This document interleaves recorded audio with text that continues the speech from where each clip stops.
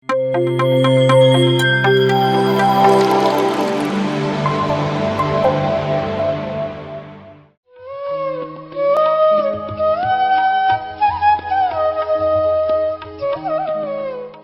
ದಿನವೂ ಸಹ ನಾವೆಲ್ಲರೂ ಪ್ರಾತಃ ಕಾಲದ ಸಮಯದಲ್ಲಿ ಈ BMC ಕನ್ನಡ ವೇದಿಕೆಯಲ್ಲಿ ಭಾಗವಹಿಸ್ತಾ ಇದ್ದೀವಿ.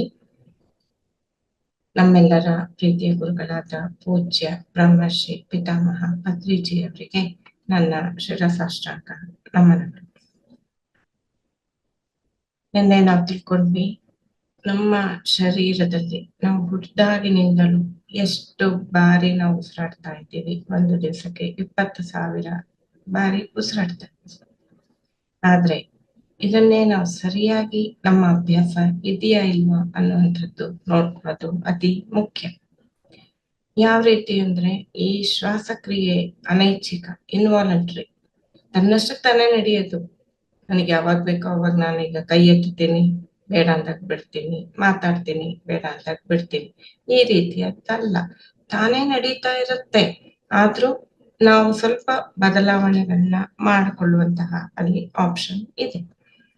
ಅದನ್ನೇ ನಾವು ಮಗುವಾಗಿದ್ದಾಗ ಸರಿಯಾಗಿ ಉಸಿರಾಡ್ತಾ ಇದ್ವಿ, ಆದಿಮಾನವರು ಸರಿಯಾಗಿ ಉಸಿರಾಡ್ತಾ ಇದ್ವಿ, ನಾವುಗಳೇ ಪ್ರಾಣಿ ಸಮೂಹ ಆಗಿದ್ದಾಗಲೂ ಸರಿಯಾಗಿ ಉಸಿರಾಡ್ತಾ ಇದ್ವಿ.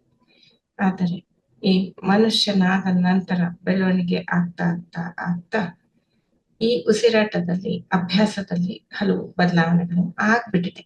ಅದು ನಮ್ಮ ಅರಿವಿಲ್ಲದೆಯೋ ಅರಿವಿದ್ದೂನೋ ಗೊತ್ತಿಲ್ಲ.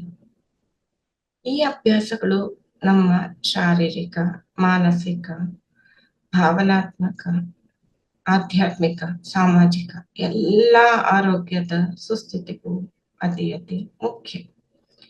ಹಾಗಾಗಿ ಈಗ ತಿಳಿಸ್ತಾ ಹೋಗ್ತಾರೆ ಯೋಗಿ ರಾಮಚರ್ಕ ಮಾಸ್ಟರ್ ಅವರು, ನಮ್ಮ ಶರೀರದಲ್ಲಿ ಈ ವ್ಯವಸ್ಥೆ, ಉಸಿರಾಟದ ವ್ಯವಸ್ಥೆ ಹೇಗಿದೆ ಅದನ್ನು ನಾವು ಸ್ವಲ್ಪ ಮಟ್ಟಿಗೆ ತಿಳ್ಕೊಂಡಾಗಷ್ಟೇ, ಓ ಇದು ಈ ರೀತಿ ಸಾಧ್ಯತೆ ಇದೆ ಅನ್ನುವಂತಹ ನಮ್ಮಲ್ಲಿ ದೃಢ ವಿಶ್ವಾಸ, ನಂಬಿಕೆ, ಇದೆಲ್ಲವೂ ಶ್ರದ್ಧೆ, ನಂಬಿಕೆಗಿಂತ ಶ್ರದ್ಧೆ ನಮ್ಮಲ್ಲಿ ಬರುತ್ತೆ. ನಮಗೆ ಕಣ್ಣಿಗೆ ಕಾಣುವಂಥದ್ದು ಈ ಮೂಗು ಮಾತ್ರ, ಮೂಗಿನ 2 ಹೊಳ್ಳೆಗಳು. ಮೂಗು, ಇದರ ಮುಖಾಂತರ ವಾತಾವರಣದಲ್ಲಿರುವ ಗಾಳಿ ಜೊತೆಗೆ ಅತ್ಯಂತ ಪ್ರಮುಖವಾದ ಪ್ರಾಣಶಕ್ತಿ, ಯಾಕಂದ್ರೆ ಅದು ಇಡೀ ವಿಶ್ವದಲ್ಲಿ ಇದೆ, ವಿಶ್ವಮಯ ಪ್ರಾಣಶಕ್ತಿ, ಇವೆರಡು ನಮ್ಮ ಶರೀರದ ಒಳಗೆ ಹೋಗುತ್ತೆ. ಇದು ನಾನು ಪ್ರಾಪಂಚಿಕತೆಯಲ್ಲಿ ಸ್ಥೂಲವಾಗಿ ಕಾಣಿಸುವುದು ಮಾತ್ರ ತಿಳಿಸ್ತಾ ಇದ್ದೀನಿ. ಇದನ್ನ ಬಿಟ್ಟು ಪ್ರಾಣಶಕ್ತಿ ಬ್ರಹ್ಮರಂಧ್ರದ ಮೂಲಕ ನಾವು ಹೋಗುತ್ತೆ, ಅದನ್ನ ನಾನಿಲ್ಲಿ ತಗೋತಾ ಇಲ್ಲ. ಯಾಕಂದ್ರೆ ನಮಗೆ ಕಣ್ಣಿಗೆ ಕಾಣುವಂಥದ್ದು ನಾವೇ ವೈಜ್ಞಾನಿಕವಾಗಿ ಅಂದಾಗ ಅಲ್ಲಿ ಎಲ್ಲೋ ಒಂದು ದಾರಿ, ಕಾಣುವಂತಹ ದಾರಿ ಇದೆ, ಓಪನಿಂಗ್, ರಂಧ್ರ ಇದೆ ಅಲ್ವಾ, ಮೂಗಿನ ಹೊಳ್ಳೆ, ರಂಧ್ರದ ಮುಖಾಂತರ ಅದು ಒಳಗೆ ಹೋಗ್ಬೋದು. ಇಷ್ಟು ಮಾತ್ರ ನಾವೀಗ ಸದ್ಯಕ್ಕೆ ತಿಳ್ಕೊಳ್ಳೋಣ.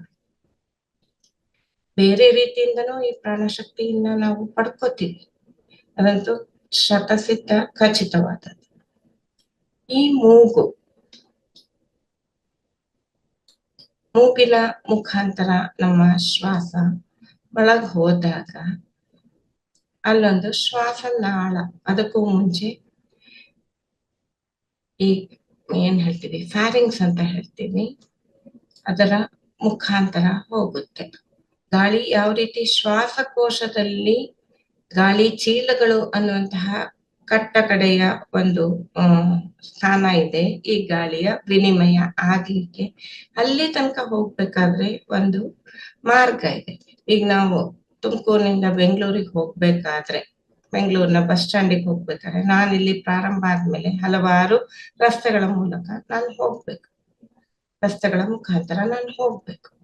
ಹಾಗೆ ನಮ್ಮ ಶರೀರದಲ್ಲಿ ಈ ಗಾಳಿ, ವಾತಾವರಣದಲ್ಲಿರುವ ಗಾಳಿ ಮೂಗಿನಲ್ಲಿ ಪ್ರವೇಶ ಪಡೆದು ನಂತರ ಈ ಶ್ವಾಸಕೋಶಕ್ಕೆ ಹೋಗುತ್ತೆ. ಈ ಶ್ವಾಸಕೋಶಗಳು 2 ಶ್ವಾಸಕೋಶಗಳಿದೆ ನಮ್ಮ ಎದೆಗೂಡಿನ, ಬಲಭಾಗದಲ್ಲಿ 1, ಎಡಭಾಗದಲ್ಲಿ 1. ಇವೆರಡರ ಮಧ್ಯೆ ಹೃದಯ ಒಂದು ಇರುತ್ತೆ. 2 ಶ್ವಾಸಕೋಶಗಳ ಮಧ್ಯೆ ಹೃದಯ, ಹೃದಯದಿಂದ ಹೊರ ಹೋಗುವ, ಹೃದಯಕ್ಕೆ ಬರುವಂತಹ ದೊಡ್ಡ ರಕ್ತನಾಳಗಳು, ಹಾಗೆ ಈ ಶ್ವಾಸಕೋಶಕ್ಕೆ ಗಾಳಿ ತಗೊಂಡು ಹೋಗ್ಲಿಕ್ಕೆ ಬೇಕಾಗಿರುವಂತಹ ಗಾಳಿ ಕೊಳವೆಗಳು ಇವೆಲ್ಲ ಇರುತ್ತೆ. ಜೊತೆಗೆ ಈ ಶ್ವಾಸಕೋಶ ಯಾವ ರೀತಿ ಇದೆ ಅಂದ್ರೆ ಅದರ ಸುತ್ತಲೂ ಒಂದು ತೆಳುವಾದ ನುಣುಪಾದ ನಯವಾದ ಒಂದು ಪೊರೆ ಇದೆ. ಹಾಗೆ ಎದೆಗೂಡಿನ ಒಳಗಡೆನೂ ಸಹ ಒಂದು ಇದೇ ತರ ಪೊರೆ ಇದೆ. ಇದು ಏತಕ್ಕಾಗಿ ಅಂದ್ರೆ ನಾವು ಗಾಳಿ ತಗೊಂಡಾಗ ಶ್ವಾಸಕೋಶ ಹಿಗ್ಗುತ್ತೆ.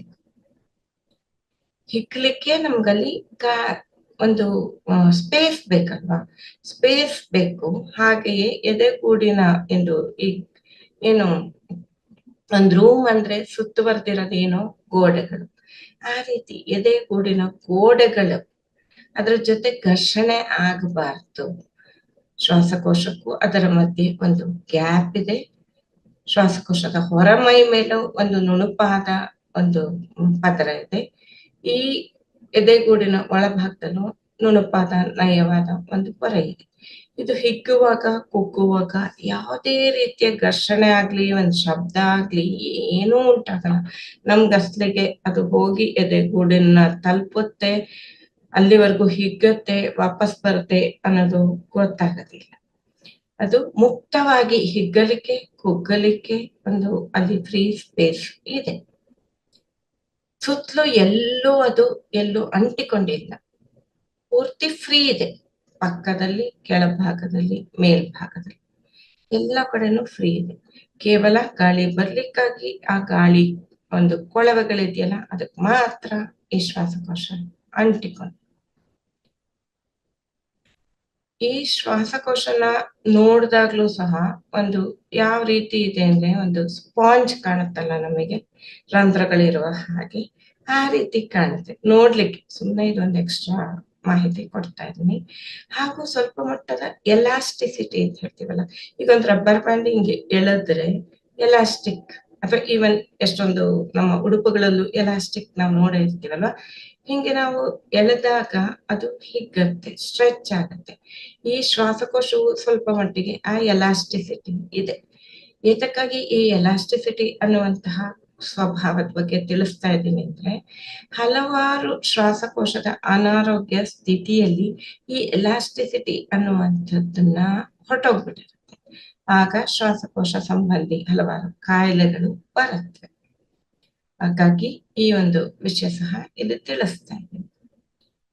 ಗಾಳಿ ಮಾರ್ಗಗಳು ಅಂತ ಹೇಳಿದ್ರೆ ವಾತಾವರಣದಲ್ಲಿ ಇರುವಂತಹ ಗಾಳಿ ಉಚ್ಛ್ವಾಸದಲ್ಲಿ ಈ ಶ್ವಾಸಕೋಶ ತಲುಪತ್ತೆ. ಮೂಗಿನ 2 ಹೊಳ್ಳೆಗಳು ಅಥವಾ ರಂಧ್ರಗಳು ನಮ್ಗೆ ಕಣ್ಣಿಗೆ ಕಾಣುತ್ತೆ. ಅದಾದ ನಂತರ ಗಂಟಲು, ಮೂಗಿನಿಂದ ಗಂಟ್ಲಿಗೆ ಹೋಗುತ್ತೆ. ಗಂಟಲಾದ ನಂತರ ನಾವು ಧ್ವನಿ ಪೆಟ್ಟಿಗೆ ಅಂತ ಹೇಳ್ತೀವಿ, ಲ್ಯಾರಿಂಕ್ಸ್ ಅನ್ನುವಂತಹ ಒಂದು ಮಾರ್ಗಕ್ಕೆ ಹೋಗುತ್ತೆ. ಅದು ಸಹ ಕುತ್ತಿಗೆಯ ಈ ಜಾಗದಲ್ಲಿ ಇರುತ್ತೆ. ಧ್ವನಿ ಪೆಟ್ಟಿಗೆಯ ನಂತರ ಇದೊಂದು ದೊಡ್ಡ ಶ್ವಾಸನಾಳ ಬರುತ್ತೆ. ಅದೇನಾಗುತ್ತೆ, 2 ವಿಭಜನೆಗೊಳ್ಳುತ್ತೆ. ಯಾಕೆಂದ್ರೆ ನಮಗೆ ಬಲಗಡೆ ಒಂದು ಶ್ವಾಸಕೋಶ ಇದೆ, ಎಡಗಡೆ ಒಂದು ಶ್ವಾಸಕೋಶ ಇದೆ. ಎರಡಕ್ಕೂ ಹೋಗ್ಬೇಕಲ್ವಾ. ಈಗ ನಮ್ಮ ಮನೆಯಲ್ಲಿ ಉದಾಹರಣೆಗೆ ಸಂಪ್ನಲ್ಲಿ ನೀರಿದೆ, ಮುನ್ಸಿಪಾಲಿಟಿ ಅಥವಾ ಕಾರ್ಪೊರೇಷನ್ ನಿಂದ ಬಂದಂತಹ, ಮಹಾನಗರ ಪಾಲಿಕೆಯಿಂದ ಬಂದ ನೀರು ಅಲ್ಲಿ ಶೇಖರಣೆ ಆಗುತ್ತೆ. ಅಲ್ಲಿಂದ ನಾನು ಟೆರೇಸ್ ಮೇಲೆ ಇರುವಂತಹ 2 ಟ್ಯಾಂಕ್ಗಳಿಗೂ ಒಮ್ಮೆಲೆ ನೀರು ಪಂಪ್ ಆಗ್ಬೇಕು ಅಂತಂದ್ರೆ ಮೊದಲು ಟೆರೇಸ್ ಮೇಲೆ ಹೋಗೋ ತನಕ ಒಂದು ಪೈಪ್ ಲೈನ್ ಎಳಿತಾರೆ.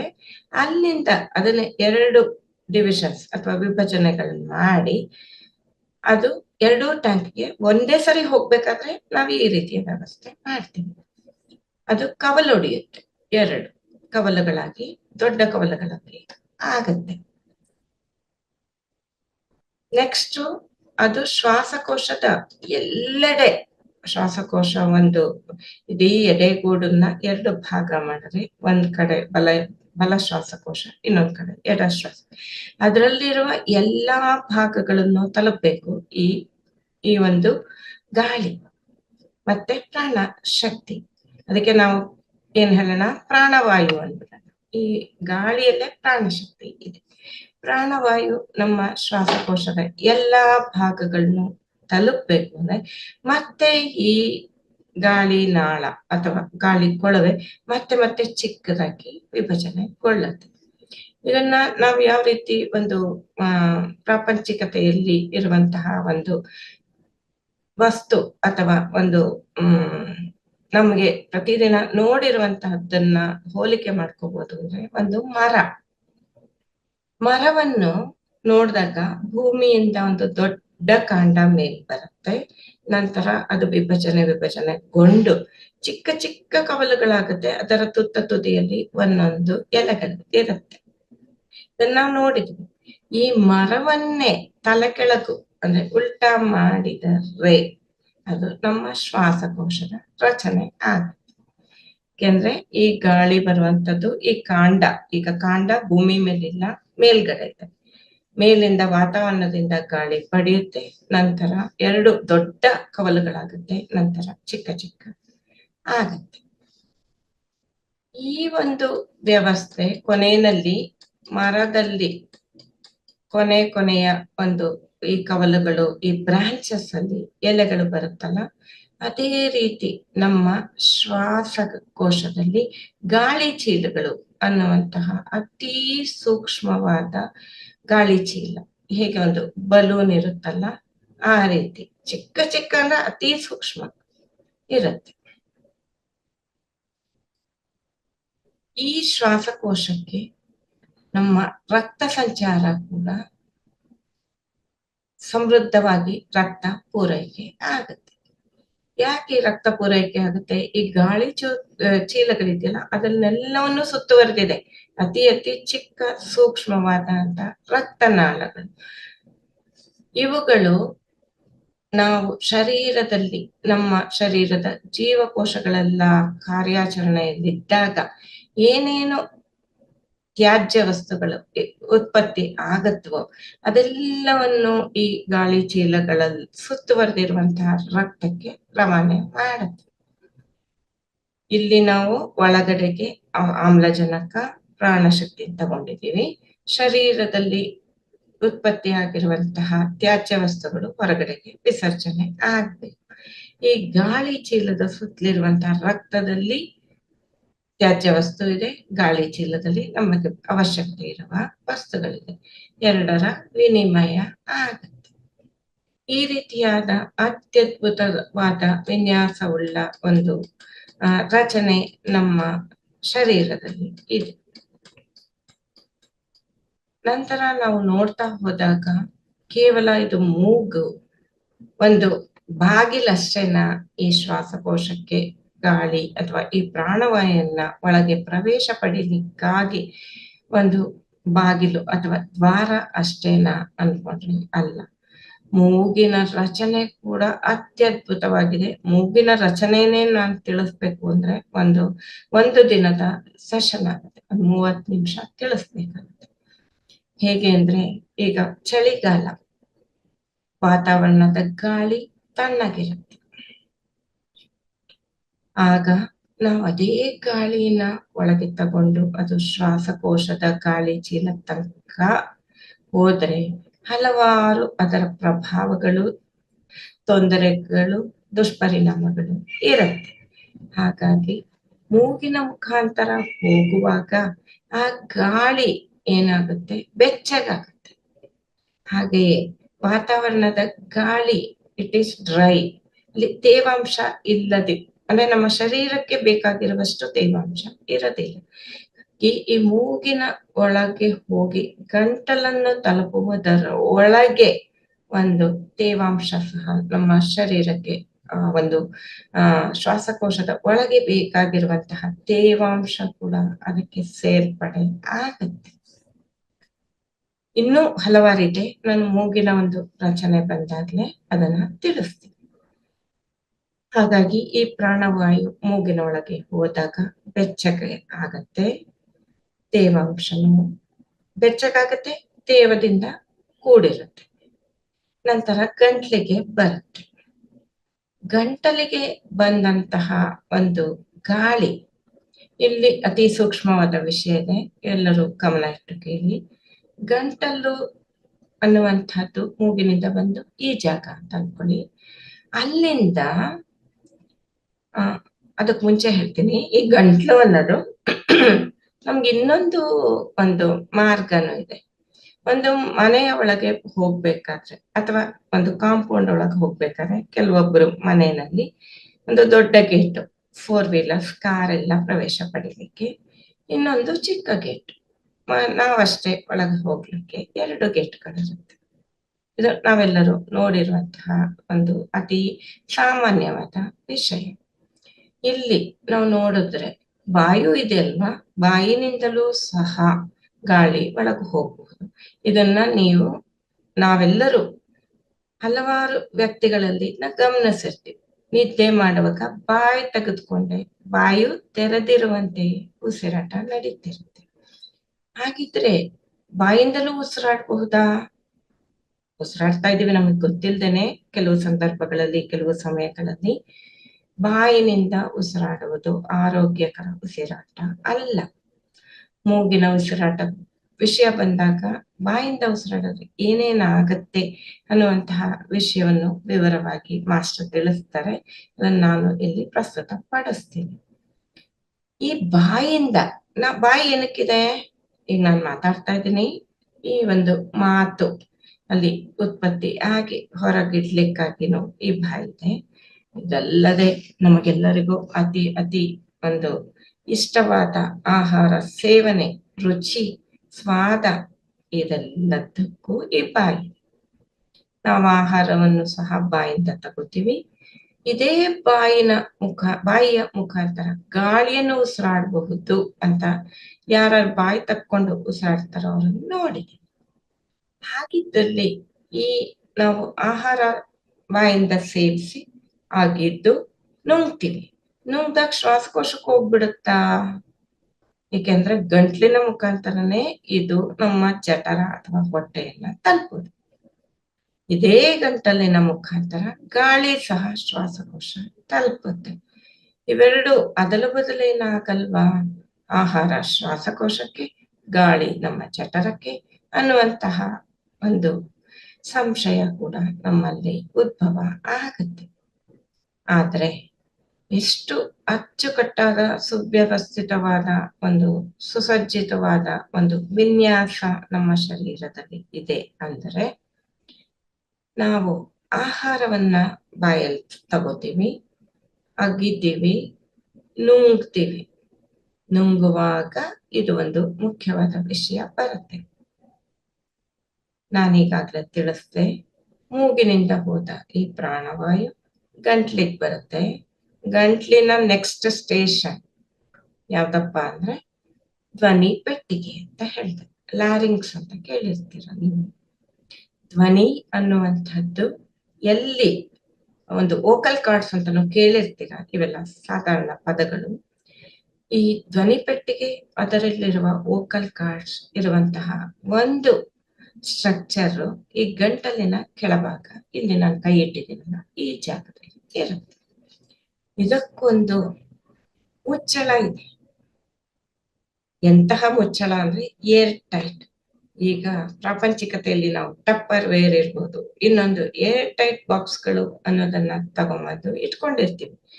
ಯಾವುದೇ ಆಹಾರ ಪದಾರ್ಥಗಳು, ಈ ಕುರುಕುಲು ತಿಂಡಿ ಅಥವಾ ಏನೇ ಆಗ್ಲಿ, ಅದ್ರಲ್ಲಿ ಇಟ್ಟು ನಾವು ಟೈಟ್ ಆಗಿ ಗಟ್ಟಿಯಾಗಿ ಮುಚ್ಚಿದಾಗ, ಒಂಚೂರು ಗಾಳಿನೂ ಒಳಗೆ ಹೋಗದ ಹಾಗೆ ಮುಚ್ಚಿದಾಗ ಅದು ಮಾಮೂಲಿಗಿಂತ ಸ್ವಲ್ಪ ಹೆಚ್ಚು ಸಮಯ ಅದೇ ರೀತಿಯ ತಾಜಾತನನ ಉಳಿಸ್ಕೊಂಡಿರುತ್ತೆ. ಮತ್ತೊಂದು ಉದಾಹರಣೆ ಹೇಳ್ತೀನಿ.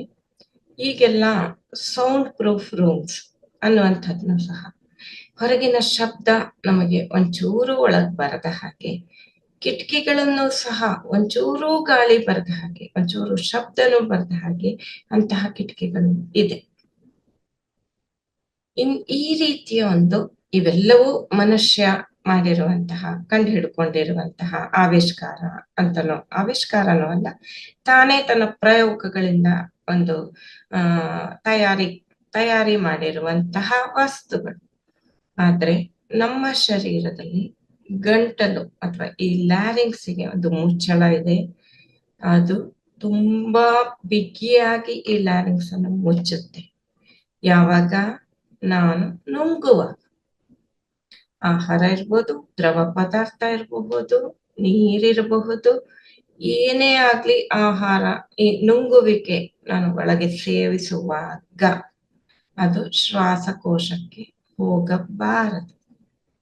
ಇದು ಅನ್ನನಾಳದ ಮುಖಾಂತರ ಜಠರಕ್ಕೆ ಮಾತ್ರ ಹೋಗಬೇಕು. ಇಂತಹ ಅತ್ಯುನ್ನತವಾದ ಒಂದು ವ್ಯವಸ್ಥೆ ಇದೆ. ಇದಕ್ಕಾಗಿ ನಮ್ಮ ಹಿರಿಯರು ನಮ್ಗೆ ತಿಳಿಸುವಂತದ್ದು, ಆಹಾರ ಸೇವಿಸುವಾಗ, ಊಟಕ್ಕೆ ಕುಳಿತಾಗ ನಮ್ಮ ಗಮನ ಕೇವಲ ಊಟದ ಮೇಲೆ ಇರ್ಬೇಕು. ಮೊಬೈಲ್ ನೋಡ್ಕೊಂಡು, ಟಿವಿ ನೋಡ್ಕೊಂಡು, ಅಥವಾ ಪಕ್ಕದಲ್ಲಿ ಕುಳಿತಿರುವವರ ಜೊತೆ ಮಾತನಾಡ್ಕೊಂಡು, ನಗಾಡ್ಕೊಂಡು ನಾವು ಆಹಾರ ಸೇವಿಸಿದಾಗ ಈ ಒಂದು ವ್ಯವಸ್ಥೆಯಲ್ಲಿ ಸ್ವಲ್ಪ ಅಕಸ್ಮಾತ್ ಏರ್ಪೇರ್ ಆಗಬಹುದು. ಆದ್ರೆ ಶ್ವಾಸಕೋಶಕ್ಕೆ ಪೂರ್ತಿ ಹೋಗಲ್ಲ, ಹೋಗುವ ಪ್ರಯತ್ನ ನಡೀಬಹುದು. ಎಷ್ಟೊಂದ್ ಸರಿ ನಾವು ಮಾತಾಡ್ಕೊಂಡು ಅಥವಾ ನಗಾಡ್ಕೊಂಡು ಆಹಾರ ಸೇವಿಸಿದಾಗ ಸಡನ್ ಆಗಿ ಒಂದು ಕೆಂಬರತೆ ನೆತ್ತಿ ಹತ್ತದು ಅಂತ ನಾವು ಹೇಳ್ತೀವಿ. ಅಲ್ಲಿ ಅದರ ಮುಚ್ಚುವಿಕೆ, ಆ ಮುಚ್ಚಳದ ಮುಚ್ಚುವಿಕೆಯಲ್ಲಿ ಏರ್ಪೇರು ಮಾಡ್ತೀವಿ. ಹಾಗಾಗಿ ಊಟಕ್ಕೆ ಕುಳಿತಾಗಲೂ ಸಹ ನಾವು ಊಟದ ಬಗ್ಗೆ ನಮ್ಮ ಗಮನ ಇರ್ಬೇಕು. ಒಂದು ಆಹಾರ ಬಡಿಸ್ತಿರುವಾಗ ನೋಡ್ಬೇಕದನ್ನ. ನನ್ನ ಕೈಯಲ್ಲಿ ಕಲ್ಸುವಾಗ ಅಥವಾ ದೋಸೆ, ಚಪಾತಿ, ಇಡ್ಲಿ ಅದನ್ನ ಒಂದು ಸಣ್ಣ ಸಣ್ಣ ತುಂಡುಗಳಾಗಿ ಮಾಡುವಾಗ, ಮತ್ತೆ ಬಾಯಿಯೊಳಗಿಡುವಾಗ ನನ್ನ ಈ ಕೈ ಬೆರಳುಗಳು ಏನ್ ಮಾಡ್ತಾ ಇದೆ, ಬಾಯಿ ಏನ್ ಮಾಡ್ತಾ ಇದೆ, ಬಾಯಿ ತೆರೆಯೋದು, ಅಗಿಯೋದು ಎಲ್ಲವೂ ಸಹ ನಮ್ಮ ಗಮನಕ್ಕೆ ಬರಬೇಕು. ಇದನ್ನೇ ನಾವು ಹೇಳೋದು ಸಾವಧಾನತೆ, ಮೈಂಡ್ಫುಲ್ನೆಸ್. ಪತ್ರಿ ಸರ್ ಯಾವಾಗ್ಲೂ ತಿಳಿಸ್ತಾ ಇರ್ತಾರೆ, ಕೆಲಸವಿದ್ದಾಗ, ಊಟವೂ ಒಂದು ಕೆಲಸವೇ, ಅಂದ್ರೆ ನಾನೇ ಮಾಡುವಂಥದ್ದು ಕೆಲಸ ಇನ್ ದ ಸೆನ್ಸ್ ನಾನೇ ಮಾಡುವಂಥದ್ದು. ಏನೇ ಮಾಡ್ತಿರುವಾಗಲೂ ಸಂಪೂರ್ಣ ಗಮನ ಅದರಲ್ಲಿರ್ತಿ, ಏನೂ ಇಲ್ದಿರುವಾಗ ಶ್ವಾಸದ ಕಡೆ ಗಮನ ಇಡಿ. ಇದನ್ನೇ ಪದೇ ಪದೇ ಪದೇ ಪದೇ ಒತ್ತಿ ತಿಳಿಸ್ತಾನೆ ಇರ್ತಾರೆ. ಇಂತಹ ಅತ್ಯದ್ಭುತವಾದ ವ್ಯವಸ್ಥೆ ಇದೆ. ಹಾಗಾಗಿ ನಾವು ಬಾಯಿಂದ ಆಹಾರ ಸೇವಿಸಿದಾಗ ಅದು ಶ್ವಾಸಕೋಶ ತಲುಪುವುದಿಲ್ಲ. ಮೂಗಿನಿಂದನೇ ನಾವು ಉಸಿರಾಡ್ಬೇಕು. ಮೂಗು ಅನ್ನುವಂತಹ ಈ ಒಂದು ರಚನೆ ಇರೋದು ಆ ವಾತಾವರಣದ ಈ ಪ್ರಾಣವಾಯುವನ್ನು ನಮ್ಮ ಉಚ್ಛ್ವಾಸದಲ್ಲಿ ಒಳಪ್ರವೇಶ ಪಡೆದು ಶ್ವಾಸಕೋಶ ತಲುಪೋದಕ್ಕೆ. ಬಾಯಿಂದನೂ ಉಸಿರಾಡ್ಬೋದು ಅಂತಾಗಿದ್ರೆ ಬಾಯಿ ಮುಚ್ಚಲಿಕ್ಕೂ ನಮಗೆ ತುಟಿಗಳನ್ನು ಕೊಟ್ಟಿದ್ದಾರೆ. ನಂಗೆ ಬೇಕಿದ್ದಾಗ ಬಾಯಿ ಮುಚ್ಚಿಬಿಡ್ತಿದ್ದೆ, ಬೇಡದಿದ್ದಾಗ ತೆರಿತಿದ್ದೆ. ಅಂದ್ರೆ ನಾನು ಈಗ ಉಸಿರಾಡ್ಬೇಕು ಅಂದಾಗ ಬಾಯಿ ತೆಗೆಯೋದು, ಈಗ ಉಸಿರಾಡೋದ್ ಬೇಡ ಅಂದಾಗ ಬಾಯಿ ಮುಚ್ಚೋದು, ಹೀಗ್ ಮಾಡ್ಬಿಡ್ತಿದ್ದೆ. ಇದು ಸಾಧ್ಯನಾ? ಖಂಡಿತ ಸಾಧ್ಯ ಇಲ್ಲ. ಉಸಿರಾಟ ಅಥವಾ ಶ್ವಾಸಕ್ರಿಯೆ ನಿರಂತರವಾಗಿ ಅನೈಚ್ಛಿಕವಾಗಿ ನಡೆಯುವಂತಹ ಕ್ರಿಯೆ. ಆದ್ರೆ ಆಹಾರ ಸೇವನೆ ಅಥವಾ ನನ್ನ ಮಾತು ಸಹ ನಮ್ಮ ಕರ್ಮೇಂದ್ರಿಯ. ಆಹಾರ ಸೇವನೆ ನಾನು ಯಾವಾಗ ಸರಿಯಾಗಿ ಕ್ರಮಬದ್ಧವಾಗಿ ತಿನ್ಬೇಕೋ ಆಗಷ್ಟೇ ಬಾಯಿ ತೆಗಿಲಿಕ್ಕೆ ಈ ಬಾಯಿಯನ್ನು ಮುಚ್ಚುವ ಒಂದು ಆಪ್ಷನ್, ಸಾಧ್ಯತೆ ಕೂಡ ಇದೆ. ಅದೇ ಮೂಗಿಗೆ ಯಾವುದೇ ಮುಚ್ಚಲಿಕ್ಕೆ ಆಪ್ಷನ್ ಇಲ್ಲ. ಮೂಗಿನ ಹೊಳ್ಳೆಗಳು ಯಾವಾಗ್ಲೂ ತೆರೆದೇ ಇದೆ. ಯಾಕೆಂದ್ರೆ ಈ ಪ್ರಾಣವಾಯು ಪ್ರತಿಯೊಂದು ಉಚ್ಛ್ವಾಸದಲ್ಲೂ ಸಹ ಒಳಗೆ ಹೋಗುತ್ತೆ. ಈ ಕವಲು ಹೊಡೆದಿದೆಯಲ್ಲ, ಈ ಏನು ಗಾಳಿ ಮಾರ್ಗ, ಶ್ವಾಸನಾಳ ಮತ್ತೆ ಕವಲು ಹೊಡೆಯುತ್ತೆ ಎರಡು ದೊಡ್ಡದಾಗಿ. ಈ ದೊಡ್ಡದಾದ ಎರಡು ಬ್ರಾಂಚಸ್ ಮತ್ತೆ ಮತ್ತೆ ಚಿಕ್ಕದು ಚಿಕ್ಕದು ಚಿಕ್ಕದು ಚಿಕ್ಕದು ಆ ರೀತಿ ಒಂದು ಮರದ ರೀತಿ ಬ್ರಾಂಚಸ್ ಕವಲೊಡಿತಾ ಹೋಗುತ್ತೆ. ಕೊನೆಯಲ್ಲಿ ಅತ್ಯಂತ ಚಿಕ್ಕದಾದಂತಹ ಅತಿ ಸೂಕ್ಷ್ಮವಾದ ಗಾಳಿ ಚೀಲಗಳು ಇದೆ. ಆ ಗಾಳಿ ಚೀಲಗಳನ್ನ ನೋಡಿದಾಗ ಯಾವ ರೀತಿ ಕಾಣುತ್ತೆ ಅಂದ್ರೆ, ಅತೀ ಕೊನೆಯ ಒಂದು ಏನು ಕವಲೊಡೆದ ಒಂದು ಬ್ರಾಂಚ್ ಮೇಲೆ ಒಂದು ದ್ರಾಕ್ಷಿ ಗೊಂಚಲು ನೀವು ನೋಡಿರ್ತೀರಲ್ಲ, ದ್ರಾಕ್ಷಿ ಗೊಂಚಲಿನ ರೀತಿ ಈ ಗಾಳಿ ಚೀಲಗಳು ಕೂತಿರುತ್ತೆ. ಗಾಳಿ ಮೂಗಿನಿಂದ ಈ ಕಟ್ಟ ಕಡೆಯ ದ್ರಾಕ್ಷಿ ಗೊಂಚಲಿನಂತೆ ಒಂದು ವಿನ್ಯಾಸಗೊಂಡಿರುವ ಗಾಳಿ ಚೀಲಗಳನ್ನ ತಲುಪುತ್ತೆ. ಇದನ್ನ ಏನಕ್ಕೆ ಇಲ್ಲಿ ಯೋಗಿ ರಾಮಚರಕ ಮಾಸ್ಟ್ರು ತಿಳಿಸ್ತಾರೆ ಅಂದ್ರೆ, ಈ ಗಾಳಿ ಚೀಲಗಳನ್ನ ಏನಾದ್ರೂ ನಾವು ಒಂದೊಂದು ತುಂಬಾ ಸೂಕ್ಷ್ಮ ಒಂದೊಂದನ್ನು ಬಿಡಿಸಿ ಬಿಡಿಸಿ ಪಕ್ಕ ಪಕ್ಕ ಪಕ್ಕ ಪಕ್ಕ ಜೋಡಿಸಿ. ಈಗ ಎಷ್ಟೊಂದ್ಸರಿ ಈ ಮಕ್ಕಳದ್ದು ಜಿಕ್ಸಾ ಅಂತ ಬರುತ್ತೆ, ಎಷ್ಟೊಂದು ಪೀಸಸ್ ಕೊಟ್ಟಿರ್ತಾರೆ. ಅದನ್ನ ಒಂದಕ್ಕೊಂದು ಪಕ್ಕ ಪಕ್ಕ ಪಕ್ಕ ಜೋಡಿಸಿದಾಗ ಒಂದು ಚಿತ್ರ ಬರುತ್ತೆ. ಆ ರೀತಿ ನಾನು ಈ ದ್ರಾಕ್ಷಿ ಗೊಂಚಲಿನಂತೆ ಇರುವ ಅತಿ ಸೂಕ್ಷ್ಮವಾದ, ಅತಿ ಸೂಕ್ಷ್ಮ ಅನ್ನೋ ಪದನು ಸಾಕಾಗಲ್ಲ, ಇದಕ್ಕೆ ಸೂಕ್ಷ್ಮಾತಿ ಸೂಕ್ಷ್ಮ ಅಂತ ಹೇಳ್ಬೇಕಾಗುತ್ತೆ. ಒಂದ್ರ ಪಕ್ಕ ಒಂದು ಬಿಡಿಸಿ ಅಗಲ ಮಾಡಿ. ಈಗ ಒಂದು ಬೆಲೂನ್ ಇದೆ, ಬೆಲೂನ್ ಅಂದ್ರೆ ಸ್ಟ್ರೆಚ್ ಆಗುವಂಥದ್ದು, ಸ್ಟ್ರೆಚ್ ಆಗಿದೆ ಅಂತಾನೆ ತಿಳ್ಕೊಳ್ಳಿ. ಅದನ್ನ ಓಪನ್ ಮಾಡಿ ಹಿಂಗೆ ತೆಗೆದು ಇಡ್ತೀವಿ. ಅದ್ರ ಪಕ್ಕ ಇನ್ನೊಂದು ಮಧ್ಯೆ ಎಲ್ಲೂ ಗ್ಯಾಪ್ಸ್ ಇಲ್ಲದಂತೆ ಅಂತ ಏನು ಬಿಟ್ಟಿಲ್ಲ, ಪಕ್ಕ ಪಕ್ಕ ಪಕ್ಕ ಪಕ್ಕ ಜೋಡಿಸಿದ್ದೀವಿ. ಅಂದ್ರೆ ಇಲ್ಲಿ ಈ ಪುಸ್ತಕದಲ್ಲಿ ತಿಳಿಸ್ತಾರೆ, ಒಂದು ಕ್ಷಣ ದಿಗ್ಭ್ರಮೆ ಆಗತ್ತೆ ನಮಗೆ. ಈ ಗಾಳಿ ಚೀಲಗಳು ನಮ್ಮ ಭೂಮಿ ಮೇಲೆ ನಾವು ಒಂದು ಜಾಗದಲ್ಲಿ ಓಪನ್ ಏರಿಯಾ, ಒಂದ್ ಯಾವ್ದೋ ಫೀಲ್ಡ್ ಇರುತ್ತೆ, ಅಲ್ಲಿ ತಗೊಂಡೋಗಿ ಜೋಡಿಸ್ತೀವಿ ಒಬ್ರ ಗಾಳಿ ಚೀಲ. ಅವು ಹಿಗ್ಗಿದಾಗ ಗಾಳಿಯನ್ನ ಹಿಡ್ಕೊಂಡಿದ್ದಾಗ ಕಟ್ ಮಾಡಿ ಅದೆಷ್ಟು ಜಾಗ ಆವರಿಸ್ಕೊಡುತ್ತೆ ಅಂತ ಜೋಡಿಸಿದ್ರೆ 14,000 ಸ್ಕ್ವೇರ್ ಫೀಟ್ ಅನ್ನು ಆವರಿಸ್ಕೊಳುತ್ತೆ ಅಂತ ತಿಳಿಸ್ತಾರೆ. ಇದನ್ನು ಓದಿದಾಗ ಒಂದು ಕ್ಷಣ, ಕೆಲವು ನಿಮಿಷಗಳು ಸುಮ್ಮನೆ ಶೂನ್ಯತೆಗೆ ಹೊರಟೋಗ್ಬಿಟ್ಟೆ ನಾನು. ಅಬ್ಬ, ಇಷ್ಟು ದೊಡ್ಡ ಒಂದು ಜಾಗ ಅಥವಾ ಒಂದು ಏರಿಯಾ ನಮಗೆ ಕೊಟ್ಟಿದೆ ಈ ಪ್ರಕೃತಿ ಅಥವಾ ಈ ಅಸ್ತಿತ್ವ. ಏತಕ್ಕಾಗಿ? ಪ್ರತಿ ಬಾರಿ ನಾನು ಉಸಿರು ತಗೊಂಡಾಗ ಈ ಪ್ರಾಣಶಕ್ತಿ ಆಮ್ಲಜನಕ ನನ್ನ ಶರೀರದ ಒಳಗೆ ಎಲ್ಲ ಜೀವಕೋಶ ತಲುಪಬೇಕು. ಒಳಗಿರುವ ತ್ಯಾಜ್ಯ ವಸ್ತುಗಳು, ಇಂಗಾಲದ ಡೈಆಕ್ಸೈಡ್ ಮತ್ತೆ ವಿನಿಮಯಗೊಂಡು ನಿಶ್ವಾಸದಲ್ಲಿ ಹೊರಗೆ ಬರ್ಬೇಕು. ಈ ನನಗೊಂದು ಕ್ಷಣ ಡೌಟ್ ಬಂದು ಮತ್ತೆ ಮತ್ತೆ ಆ ಪುಸ್ತಕ ತೆಗೆದು ನೋಡ್ದೆ. ನಾನ್ ಸರಿಯಾಗಿ ಇಲ್ಲಿ ನೋಟ್ ಮಾಡ್ಕೋತಾ ಇದ್ದೀನ, 14,000ನೇನಾ ಅಂತ 2 ಸರಿ 3 ಸರಿ ಮತ್ತೆ ಮತ್ತೆ ಆ ಪುಟವನ್ನ ನೋಡ್ದೆ. ಇಷ್ಟು ದೊಡ್ಡ ದೊಡ್ಡ ಒಂದು ಜಾಗವನ್ನು ಪ್ರಕೃತಿ ಮಾತೆ ನಮ್ಮ ಶ್ವಾಸಕೋಶದಲ್ಲಿ ವಿನ್ಯಾಸಗೊಳಿಸಿದ್ದಾರೆ. ಇದಿಲ್ಲಿ ಏನಕ್ಕೆ ಮುಖ್ಯ ಅಂದ್ರೆ, ನಾವು ಹುಟ್ಟದಾಗಿಂದ ಮಗುವಾಗಿದ್ದಾಗ ಸರಿಯಾಗಿ ಉಸಿರಾಡ್ತಿದ್ವಿ. ಈಗ ಉಸಿರಾಟ ನಡೀತಾ ಇದೆ, ಅದರ ಅಭ್ಯಾಸ, ನನ್ನ ಪಾತ್ರ ವಾಲಂಟ್ರಿ ಪಾರ್ಟ್ ಏನಿದೆಯಲ್ಲ ಅದನ್ನ ಬದಲಾಯಿಸ್ಕೊಂಡ್ಬಿಟ್ಟು ನಮ್ಮ ಅಭ್ಯಾಸಗಳನ್ನ ಏರ್ಪೇರ್ ಮಾಡ್ಕೊಂಡ್ಬಿಟ್ಟಿದ್ದೀವಿ. ಹಾಗಾಗಿ ಈ ಒಂದು ಎಷ್ಟು ನಮಗೆ ಏರಿಯಾ ಕೊಟ್ಟಿದಾರೋ ಅದಷ್ಟನ್ನು ನಾನು ಉಪಯೋಗಿಸ್ತಾ ಇಲ್ಲ. ಇಲ್ಲೊಂದು ಉದಾಹರಣೆ ತಗೊಳ್ಳೋಣ. ಒಂದು ಮನೆ 2-3 ರೂಮ್ ಇದೆ ಅಂತ ಇಟ್ಕೊಳ್ಳೋಣ, ಸುಮ್ಮನೆ ಉದಾಹರಣೆಗೆ. ಮನೆಯಲ್ಲಿ ಒಬ್ರು ಅಥವಾ ಇಬ್ಬರೇ ಇದ್ದಾರೆ. ಆಗ ಒಂದ್ ರೂಮ್ ಅನ್ನ ಧ್ಯಾನಕ್ಕಾಗಿ ನಾನು ಬಳಸ್ಕೋಬಹುದು. ಅಲ್ಲಿನ ಯಾರು ವಾಸ ಇಲ್ಲ. ಯಾರು ಇಲ್ಲಪ್ಪ, ಧೂಳಾಗುತ್ತೆ, ಗಲೀಜಾಗುತ್ತೆ ಅಂತ ನಾನು ಬೇಗ ಹಾಕಿಟ್ಬಿಡ್ತೇನೆ. ಅಂದ್ರೆ ಅದ್ರ ಉಪಯುಕ್ತತೆನೇ ನಾನು ಪಡೆಯಲ್ಲ. ಒಂದನ್ನು ಅಧ್ಯಯನ ಪುಸ್ತಕಗಳ ಒಂದು ಅಧ್ಯಯನ ಮಾಡ್ಲಿಕ್ಕೆ ಇನ್ನೊಂದು ರೂಮನ್ನು ಇಟ್ಕೋಬಹುದು. ಅದೇನು ಮಾಡಲ್ಲ, ಬೀಗ ಹಾಕಿ ಇಟ್ಬಿಟ್ಟು ಇರೋ ಒಂದ್ ರೂಮ್ ಅಲ್ಲೇ ಧ್ಯಾನನೂ ಅಲ್ಲೇ, ನಿದ್ರೆ ಮಾಡೋದು ಅಲ್ಲೇ, ಅಧ್ಯಯನ ಅಲ್ಲೇ.